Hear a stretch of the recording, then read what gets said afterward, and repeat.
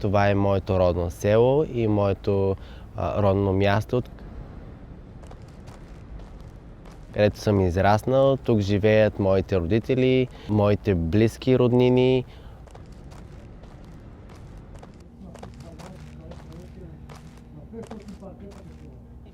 Казвам се Димитър, на 19 години съм от село Юнаците.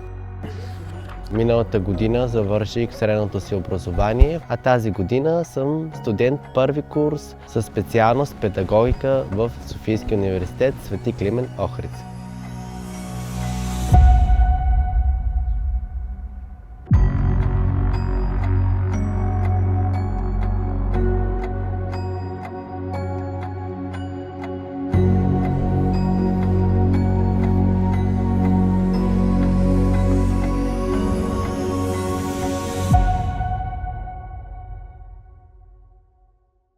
Смяташ ли, че изборът, който направи да учиш начална и предучилищна педагогика, е твоето нещо на този етап? Да, мисля, че е моето нещо, защото винаги съм смятал и искал това от дете. Бих казал, че да си мисля и да си представям как един ден ще стана учител и аз ще преподавам на тези деца, както в моето училище, де-факто тук са ми преподавали, както в момента в университета преподават на мен.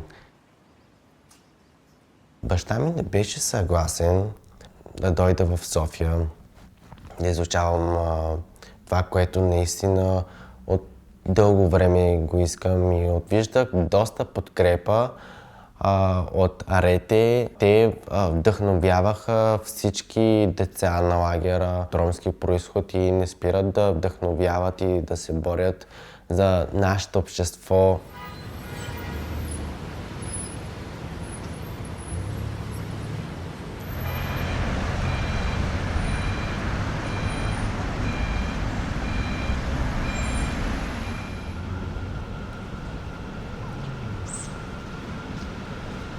Съм директор на младежка фондация Арете вече 13 години. Отгледана съм в ромско семейство от самотна майка, която...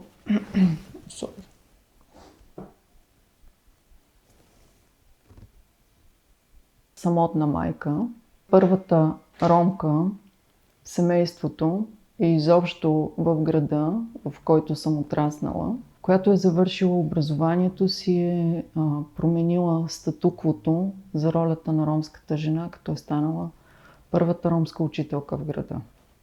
Всичкото това всъщност ме е научило и накарало, че аз съм с мисия. Помагам ромските момичета и момчета и да имат бъдещето, което заслужават.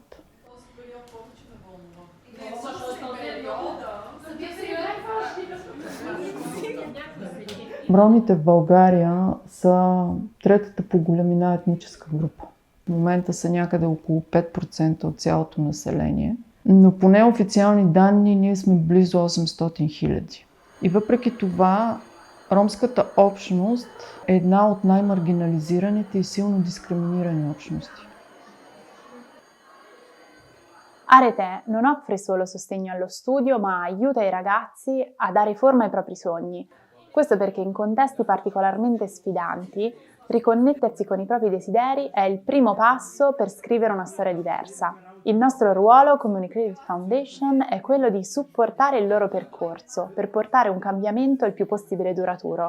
Учителите, имаше една от тях, която ни дискриминираше повече, защото обръщаше повече внимание на българчетата.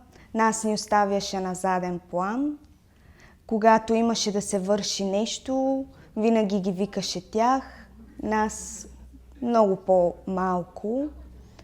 За оценки на тях им пишеше без да правят нищо, а ние трябваше да се трудим много, за да имаме високи резултати. Са ни казвали какво ще правите в големия град, там не е за вас, вие няма да може да се оправите, стойте си тук, защо ще учите, може да работите, не ви трябва тая диплома. Качеството на образование в тези училища е ниско. Голям проблем в България е отпадането на ромските ученици от образователната система. Само около 22% от учениците в средно образование завършват 12 клас. В моя клас преобладаваха около 30 ученика в една паралелка. Аз бях единствения, които са се явили на изпита и си взели матурата с добър успех. Повечето от тях вече са майки, бащи от доста по-рано, още просто зарязват самото си обучение. Повечето от тях не искат да се развиват или се страхуват, че ще бъдат дискриминирани. От промяната се страхуват. Арете е в основата, защото арете се появиха и точно те ми казаха, че има и хора, които подкрепят точно такива деца, такива младежи, които искат да се развиват. И по някакъв начин това нещо искам да се промени. Да, образованието ми, това е главното нещо, което ме спаси. Нямаше да искам да уча, щеше да си остана там в малкото село и сигурно сега щеше да имам и дете. Има ли дискриминация във вашето училище? Да. И в училище, особено в нашия клас, просто дискриминират ромите, казват, че не заслужават. клас, защото са роми. Какви са плановете ви след училище? Искам да запиша медицинска специалност акушерство. Това желание се породи в мен скоро.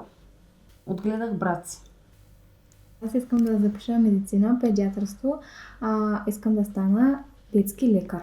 Зоя, ти? Какви са ти плановете? Моите планове са да уча за медицинска сестра. Това желание се породи най-вече от тати, защото той иска да се изуча, иска да съм интелигентно момиче. Ще се разплача. Той винаги... Не мога да говоря. Аз ще продължа. Нашата мисия е всъщност да подкрепяме ромските младежи в България да постигат образователни, лични и професионални успехи. За нас ромските младежи са хора с потенциал, който обаче е неоткрит.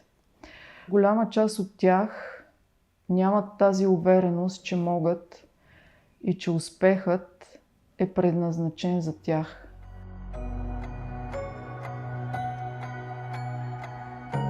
Липсва ми Пазарджик, липсват ми и близките ми, защото не ги виждам често.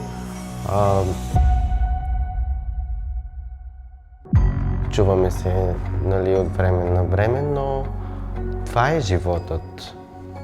Трябва да се учиш с зъби и ногти, да стискаш и да продължаваш напред. Нищо да не може да те спре.